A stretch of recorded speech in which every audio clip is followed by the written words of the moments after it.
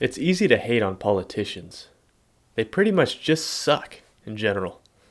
Politicians may not be the rulers or controllers of society or the world, like we're led to believe that they are, but at the very least, politicians are the public figureheads for systems of oppression, legal theft, and monopolized violence that cause real harm and suffering.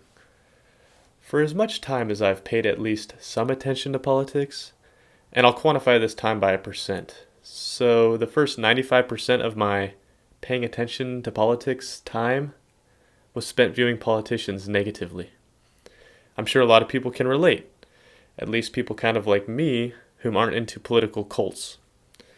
You know, the voluntarist, decentralized minded, anarcho-capitalist, freedom-loving types. I'm talking to you right now. A lot of y'all are angry at politicians a lot, and I get it, I've been there.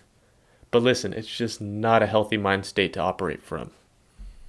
As a typically nice person, coming from a place of negativity, you're hurting yourself, draining yourself.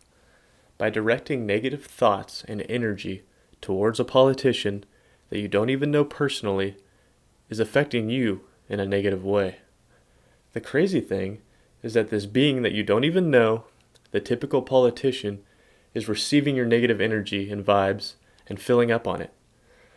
Politicians appear to be a unique breed in that they receive fuel from negativity, unlike normal nice folk who don't really dig negativity.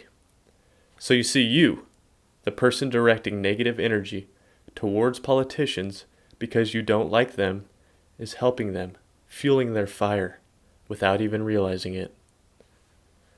I've gone through some transformations lately, so in the last 5% of my somewhat paying attention to politics and politicians' lifetime, I've developed a new perception on politicians.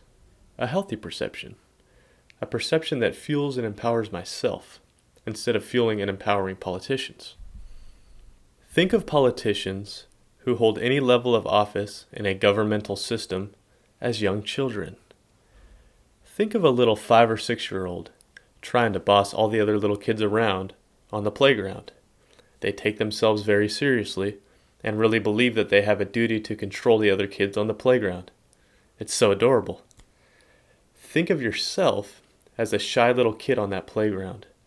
The bully is bossing you and all the other little kids on the playground around. You and the other little kids take that bully seriously. You'll listen to the bully and try not to upset him or her. In the little bully's perception of reality, it's his or her duty to run the playground as he or she sees fit. In your perception, the shy little kid, it's important to consider the bully's rules as to not cause any problems. To little kids, this is serious stuff. But as an adult, watching this scenario play out, you can sit back and laugh at the little kids, finding amusement in their shenanigans. Politicians are the grown-up versions of these cute little bossy bully type children. Except these grown-ups never actually grew up.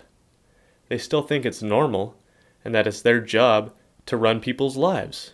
No longer on the playground, but on a societal level. It's so cute that they think they can make decisions for us, better than we can for ourselves. Now put yourself back on the playground. After months of playing by the bossy bully's rules, you one day just decide to go play somewhere else.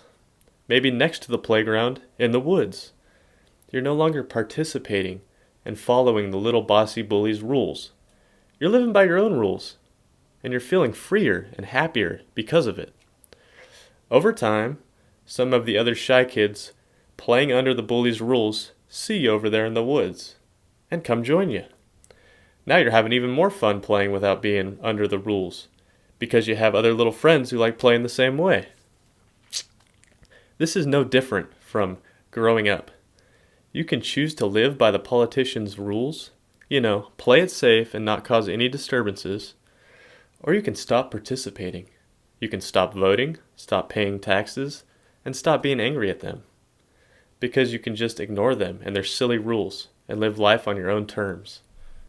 With this perspective, when a politician has these new laws or rules to implement, I can't help but smile even laugh, and think, no thanks, I'll make my own decisions. You and all your followers, do what you want, but I'm not participating. It's so much better than allowing them to fire you up or anger you.